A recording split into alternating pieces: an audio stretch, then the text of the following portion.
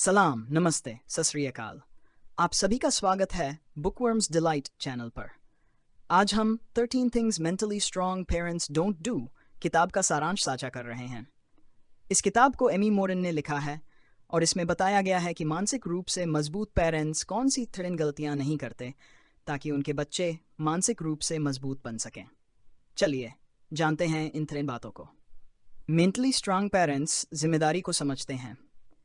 Frederick Douglass ने एक बार कहा था कि टूटे हुए पुरुषों की तुलना में मजबूत बच्चों का निर्माण करना आसान है। जब तक बच्चे आपकी छत के अंदर हैं, आपकी जिम्मेदारी बनती है कि आप उन्हें सही दिशा की तरफ बढ़ने में मदद करें। क्या आप ऐसा कर पा रहे हैं? सभी पेरेंट्स चाहते हैं कि उनके बच्चे का भविष्य बेहतर से बेहतर बन सके। लेकिन क्या आपको मालूम है कि एक रिसर्च में ये सामने आया है कि बच्चे का फ्यूचर उतना ही अच्छा होता है जितनी अच्छी उसे बचपन से सीख दी जाती है। इसका मतलब साफ है कि आपको पता होना चाहिए कि पेरेंटिंग कैसे करनी है। क्या आपको ये पता है? अगर पता है तो बहुत अच्छी बात है। लेकिन अगर थोड़ा सा भी कंफ्यूजन है तो ये किताब आपके लिए ही लिखी गई है। इस किताब को पढ़कर आपका अप्रोच सही हो जाएगा। जब आपका अप्रोच सही हो जाएगा तब आपसे वो गलतियां भी नहीं होंगी जो अभी हो रही हैं। इस बुक का नाम है 13 things mentally strong parents don't do. इस बुक को खरीदें और सही पेरेंटिंग के लिए अपना अप्रोच सुधारें। एक और लाजमी सवाल आपके दिमाग में आना चाहिए, वो यह है कि इस किताब के चैप्टर्स में जो लिखा है उसके पीछे का तर्क कहाँ से आया है। इसका जवाब है कि इस किताब को लिखने से पहले लेखिका ने काफ़ी ज़्यादा रिसर्च की थी। रिसर्च के साथ ही लेखिका ने अपने बहुत से क्लाइंट का रिव्यू भी लिया था। अपनी पूरी रिसर्च का सार लेखिका ने इस किताब में डाल दिया है। आपको चारों तरफ फिटनेस का जाल नजर आता होगा। हर तरफ ये बताया जा रहा है कि आप अपने बच्चे को फिजिकली फिट कैसे रखें। लेकिन क्या कभी आपने सोचा है कि फिजिकल फिटनेस के अलावा भी एक फिटनेस होती है जिसे इमोशनल फिटनेस कहा जाता है। इसी को आजकल मेंटल हेल्थ के रूप में भी जाना जाता है। हमेशा पेरेंट्स के सामने एक सवाल खड़ा रहता है कि वो कैसे अपने बच्चे को इमोशनली स्ट्रांग बनाएं। इस सवाल का जवाब इस किताब में आपको मिल जाएगा, लेकिन उससे पहले आप इमोशनल स्ट्रांग होने का फ़ायदा समझ लीजिए। उदाहरण के तौर पर हम समझते हैं कि किसी घर की छत उतनी ही मजबूत होती है जितनी मजबूत उसकी नींव पड़ी होगी। इमोशनल हेल्थ उसी नींव की तरह होती है। अगर आप अपने बच्चे को इमोशनल स्ट्रांग बनाएंगे तो फ्यूचर में आने वाली सभी समस्याओं को वो हंसते हुए हैंडल कर लेगा। अब पहले सवाल पर आते हैं कि बच्चे को इमोशनली मजबूत कैसे बनाएं। उसके लिए सबसे पहले तो आप खुद एक हेल्दी लाइफस्टाइल को फॉलो करिए। अपने अंदर बदलाव लेकर आइए। जब आप सही रास्ते में होंगे तभी आप सही परवरिश दे पाएंगे। आमतौर पर एक बात देखी जाती है कि बच्चों की गलतियों पर माँ बाप पर्दा डालने की कोशिश करते हैं। सबसे पहले तो आप ये काम बंद कर दीजिए। आज से ही आपके बच्चे को पता चलना चाहिए कि उससे क्या गलती हुई है। इस सब का से वो सुधरेगा भी और इमोशनली स्ट्रांग भी होगा। यहाँ पर हम एक उदाहरण देखते हैं। कोडी नाम का एक लड़का है जिसकी उम्र 16 वर्ष है। कोडी के टीचर्स ने उसके पेरेंट्स से बताया कि वो शांत रहता है और पढ़ाई में ध्यान भी देता, फिर भी उसके ग्रेड्स में सुधार नहीं होता। शायद उसे ADHD है। इस पर कोडी के पेरेंट्स का क्या रिएक्शन रहा होगा? उन्होंने इस बात को मान लिया और टीचर्स से कहा कि बाकी स्टूडेंट्स की अपेक्षा उसे कम काम दिया करें। रिसर्च करने वालों के अनुसार पेरेंट्स की यह अप्रोच गलत थी। उन्हें अपने लड़के पर भरोसा दिखाना चाहिए था, जैसा कि बाद में कोडी के पेरेंट्स ने किया। उसके वर्कलोड में कमी नहीं आने दी, उसे एहसास दिलाया कि वो बाकियों की ही तरह है। इस अप्रोच के बाद कोडी के अंदर काफ़ी ज़्यादा सुधार देखने को मिला।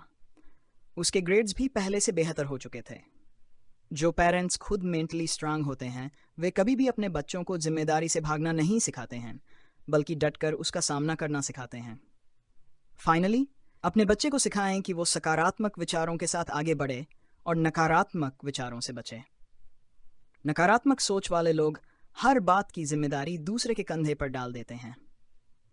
अगर आपको ऐसा लगता है कि आप अच्छे माता पिता नहीं हैं तो चिंता करने की ज़रूरत नहीं है, क्योंकि आपकी ही तरह 96% लोगों को ऐसा ही लगता है।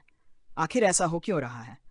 लोगों को पता है कि उनकी पेरेंटिंग में कमी है, लेकिन फिर भी वे उस कमी को ठीक क्यों नहीं कर रहे हैं? अपने बच्चे को डर से लड़ना सिखाएं। इस सिचुएशन से एक चीज़ का जन्म होता है, गिल्ट। और इसी गिल्ट की वजह से पेरेंट्स अपने बच्चों की हर डिमांड पूरी करने में लग जाते हैं। इसे हम जॉय के केस से समझने की कोशिश करते हैं। जॉय के बेटे का नाम मीका है, जो काफ़ी ओवरवेट है। उसका वज़न जंक फूड की वजह से बढ़ गया था। अपने बेटे को देखकर जॉय को काफ़ी गिल्ट होता था। वह गिल्ट उस दिन और बढ़ गया जब मीका जंक फूड खाने के लिए रोने और भीख मांगने लगा। तब जॉय को एहसास हो गया कि उसके बच्चे के इस हालात का जिम्मेदार वही है। अब सवाल ये उठता है कि गिल्ट को मैनेज कैसे करें। सबसे पहले तो ये समझिए कि ये गिल्ट आपके लिए अलार्म की तरह है। यह अलार्म आपको बताने के लिए बजा है कि अभी भी समय है, सुधर जाओ। जैसे जॉय को अपनी गलत पेरेंटिंग का एहसास हुआ और उन्होंने सुधारने का फैसला कर लिया। जब आपके बच्चे किशोरावस्था में पहुंचें, उनसे बात करें कि अब उन्हें अपने कंफर्ट जोन से बाहर आना चाहिए। अब समय आ गया है कि वे बाप की उंगली छोड़कर खुद का रास्ता तय करें। उम्र के इस पड़ाव में आप दोस्त बनकर अपने बच्चे के साथ खड़े रहिए। उन्हें सही मार्गदर्शन दीजिए, जैसा भगवान कृष्ण ने अर्जुन को दिया था। आप अपने बच्चे के सारथी बनिए, उन्हें नई स्किल सीखने में मदद करिए। अपने बच्चे के सामने एक शानदार उदाहरण सेट करिए। अधिकतर पेरेंट्स की यह कोशिश होती है कि वे अपने बच्चे को एहसास दिलाते हैं कि वह उनके यूनिवर्स का सेंटर पॉइंट है। यह सोचकर देखिए कैसा रहेगा कि पेरेंट्स बच्चे को यह एहसास दिलाने की कोशिश करें कि वह पूरे ब्रह्मांड का सेंटर पॉइंट है। आप चाहते हैं कि आपका बच्चा खुद पर भरोसा करे, इसमें कोई बुराई नहीं है। लेकिन आप उसे यह एहसास क्यों दिलाते हैं कि वह सबसे अलग है? सबसे अलग होने का एहसास के परिणाम काफ़ी भयानक हो सकते हैं। इसको एक उदाहरण से समझने की कोशिश करते हैं। कैरल और टॉम की एक बेटी है ब्रिटनी, जिसे उन्होंने पूरी छूट दी हुई है।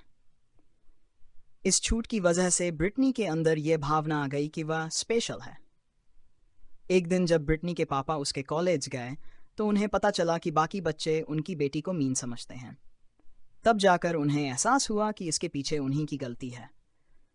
ब्रिटनी के अंदर उन्होंने कभी ये बीज बोया ही कि उसे दूसरों की इज्जत करनी चाहिए। अगर आप अपने बच्चे से खुश हैं तो उसकी मेहनत की तारीफ करें, उसे प्रोत्साहित करें, लेकिन कभी भी उसके अंदर घमंड के बीज मत बोना, क्योंकि उसे काटना आपको ही पड़ेगा। बच्चे गलतियों से ही सीखते हैं। पुरानी कहावत है कि कोयले की खदान से ही हीरा निकलता है। क्या आप इस कहावत को सही मानते हैं? अगर हाँ तो मानिए, लेकिन परफेक्शन का बोझ अपने बच्चों के ऊपर मत डालिए। बहुत से पेरेंट्स चाहते हैं कि उनके बच्चे समाज के बनाए हुए हर नियम में फिट बैठें, हमेशा परफेक्ट हों। लेकिन उन्हें समझना चाहिए कि परफेक्शन का प्रेशर ही डिप्रेशन जैसी बीमारियों को जन्म दे रहा है। अब समय आ चुका है कि हम मेंटल हेल्थ को लेकर सजग हो जाएं। अगर हम सीरियस नहीं हुए तो इसके परिणाम बड़े घातक हैं। 2003 में हुए एक रिसर्च में यह निकलकर सामने आया कि कुल आत्महत्याओं में 70% की उम्र 25 साल की थी। इससे बचने का तरीका यही है कि आप अपने बच्चों को परफेक्शन के बजाय मेहनत करने के लिए प्रेरित करें। उन्हें बताएं कि गीता में लिखा है कि कर्म आपके हाथ में है, फल नहीं। अपने बच्चों को सिखाएं कि जिंदगी को मौज में जीना आसान है, हम इसे कठिन ना बनाएं। अगर आपके सामने कोई दिक्कत आ भी रही है तो उसे हल करने की कोशिश करें। उस दिक्कत से डिमोटिवेट ना हो। कोई भी दिक्कत आपकी जिंदगी से बड़ी नहीं होती है। मानसिक तौर पर मजबूत पेरेंट्स बनिए। इस किताब की लेखिका के 2 सत थे, जिनका नाम जूली और माइकल था। जूली और माइकल ने एक दूसरे से तलाक ले लिया था, लेकिन इसका असर उनके बच्चों पर ना पड़े, इसलिए माइकल हर छुट्टी वाले दिन डिनर के लिए घर आता था। कुछ ज़्यादा बदला नहीं था, लेकिन एक समय आया जब जूली को किसी और के साथ जिंदगी में आगे बढ़ना था। तब उसके सामने एक विकट परिस्थिति खड़ी हो गई कि बच्चों को कैसे हैंडल करें। यही काम अगर उन लोगों ने पहले कर लिया होता तो उनके बच्चे सच्चाई के साथ और मजबूत बड़े हुए होते।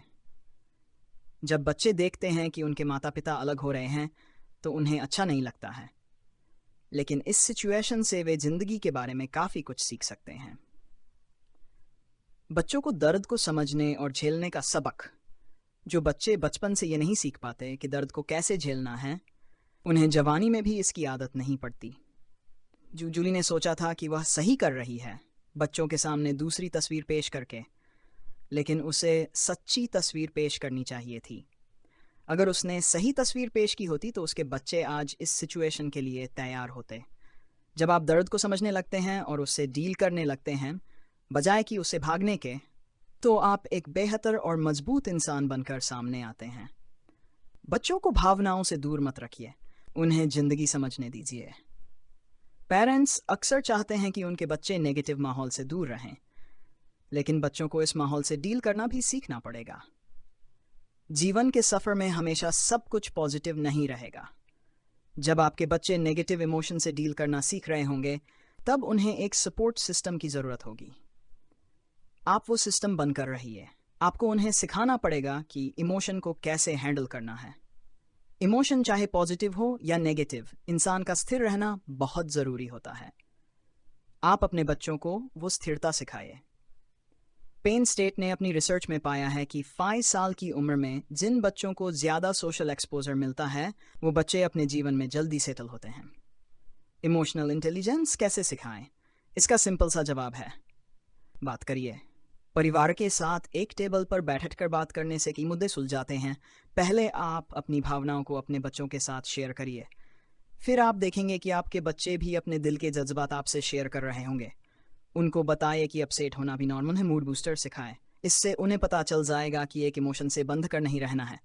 डिसिप्लिन और पनिशमेंट के बीच का अंतर समझिए। एक बच्चे की सही परवरिश करने के लिए बहुत ऊर्जा की ज़रूरत होती है। अगर ये ऊर्जा आपके अंदर नहीं होगी तो आप अपने बच्चों पर चिल्लाएंगे और उन्हें पनिशमेंट देंगे। पनिशमेंट का भी एक तरीका होता है। अगर आप किसी बच्चे पर ज़्यादा चिल्लाते हैं तो उसके अंदर कई बुरी क्वालिटी आ सकती हैं, जैसे कि वो ज़्यादा गुस्सा करने लग जाए। इसलिए सबसे ज़रूरी है कि आप डिसिप्लिन और पनिशमेंट के बीच का अंतर समझें। आपको अपने बच्चे को समाज में कैसे रहना है वो सिखाना पड़ेगा, लेकिन इसके लिए पनिशमेंट का औजार आप नहीं उठा सकते हैं। हेल्दी डिसिप्लिन का औजार उठाइए और बच्चे को बताइए कि सामाजिक ढांचा कैसा होता है। कहाँ से शुरू करेंगे? आप एक लिस्ट बनाइए और उसमें नोट डाउन करिए कि आपके बेस्ट बॉस कौन कौन रहे हैं, वो इतने अच्छे लीडर कैसे बने थे। उनकी खूबियों को अपने बच्चे को सिखाएं। एक बात और गांठ बांध लीजिए कि आपको कभी शॉर्टकट नहीं लेना है।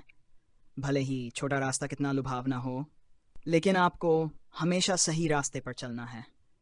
यही बात आप अपने बच्चे के जहन में डाल दीजिए। बच्चे की सही परवरिश के लिए बहुत मेहनत चाहिए, इसलिए अभी अपने आप को रिचार्ज करिए। दोस्त के साथ कॉफ़ी पीजिए। जब एनर्जी आ जाए तो बच्चे से बात करिए, उसकी मदद करिए उसके गोल्स में। उसे सजेस्ट करिए कि वो वेकेशन में कम से कम एक किताब ख़त्म किया करे। आपके सामने आपका बच्चा है और उसके सामने उसकी ज़िंदगी, जो है वैल्यूज़ और एक्शन का मेल होना। वैल्यूज़ और एक्शन का मैच होना ज़रूरी है। मानसिक तौर पर मजबूत पेरेंट्स हमेशा अपने बच्चे के जीवन के फैसलों को लार्ज पर्सपेक्टिव में देखते हैं। वे ये सुनिश्चित करते हैं कि उनका बच्चा सही रास्ते पर है और उसके एक्शन उसके वैल्यूज़ के साथ मेल खाते हैं। एक उदाहरण से इसे समझते हैं। एक 15 साल का लड़का है जिसका नाम हम अर्जुन रखते हैं। अर्जुन एक एंट्रेंस एग्ज़ाम में नकल करते हुए पकड़ा जाता है और उसे एग्ज़ाम से बाहर कर दिया जाता है। उसके पेरेंट्स को समझ में नहीं आता कि उसने नकल क्यों की। जब उससे बात की गई तो उसने बताया कि उसके माता पिता हमेशा समाज में स्टेट्स बनाने की बात करते थे, जिससे उस पर इतना प्रेशर आ गया कि उसने नकल का सहारा ले लिया। इस घटना ने उसके पेरेंट्स को यह समझाया कि उनके एक्शन और वैल्यूज़ में मेल होना बहुत ज़रूरी है। साल 2014 में हार्वर्ड यूनिवर्सिटी ने एक अध्ययन किया था जिसमें 80% स्टूडेंट्स ने बताया कि उनके पेरेंट्स व्यवहार से ज़्यादा अचीवमेंट को वैल्यू देते हैं। वैल्यूज़ को महत्व देना क्यों ज़रूरी है? अगर आप वैल्यूज़ को महत्व देना बंद कर देंगे तो आप अपने बच्चे की सही परवरिश नहीं कर पाएंगे। अब समय है कि आप अपने बच्चे के अंदर कुछ महत्वपूर्ण वैल्यूज़ डालें। ये इतना आसान काम नहीं है, क्योंकि वैल्यूज़ से ही करैक्टर का निर्माण होता है। चरित्र के निर्माण के साथ ही किसी के अंदर लीडरशिप क्वालिटी का जन्म होता है। बच्चे को वैल्यूज़ और एक्शन का मेल सिखाना, अगर आप चाहते हैं कि आपका बच्चा खुश रहे और जीवन के सही मायने समझे, तो उसे वैल्यूज़ का मतलब समझाइए। इसके साथ ही ये भी बताइए कि वैल्यूज़ और एक्शन का मेल होना भी बहुत ज़रूरी है। शारीरिक मजबूती तो वो पा जाएगा, लेकिन आप उसे मानसिक मजबूती प्रदान करिए। एक बात हमेशा याद रखें, वैल्यूज और एक्शन का मेल ही एक व्यक्ति को सफल और सच्चा इंसान बनाता है। बच्चे के जीवन में वैल्यूज का महत्व समझाएं और उसे सही दिशा में आगे बढ़ने के लिए प्रेरित करिए। मेल होना। पेरेंटिंग एक सीरियस जिम्मेदारी। पेरेंटिंग इतना आसान काम नहीं है जितना कि कभी कभी सोचा जाता है। यह एक पूर्णकालिक जॉब है जिसमें आपको एक करैक्टर का निर्माण करना होता है जो बाद में समाज में जीना सीखता है। आपको अपने बच्चे में एक लीडर का भी निर्माण करना होता है, इसलिए हमेशा परवरिश को हल्के में लेना चाहिए। वैल्यूज़ और एक्शन का मेल। बच्चों को वैल्यूज़ के महत्व को समझाना बहुत ज़रूरी है। उन्हें यह समझाना है कि जीवन में कठिनाइयों का सामना करते समय एथिक्स और मूल्यों का पालन करना भी महत्वपूर्ण है। अपने बच्चे को सिखाए कि कैसे वे एक बेहतर इंसान बन सकते हैं। उन्हें यह समझाए कि रोज़ाना अपने अंदर सुधार लाना बहुत महत्वपूर्ण है और वे कैसे आदर्श जीवन जी सकते हैं। यह सब करते समय वे खुद भी बेहतर होंगे और उनका व्यवहार भी समाज के लिए उत्तम होगा। समाप्ति। इस वीडियो में हमने देखा कि पेरेंटिंग के बारे में सोचना और समझना कितना ज़रूरी है। अगर आपको हमारा वीडियो पसंद आया हो तो कृपया लाइक करें और हमारे चैनल बुकवर्म्स डिलाइट को सब्सक्राइब करें। धन्यवाद।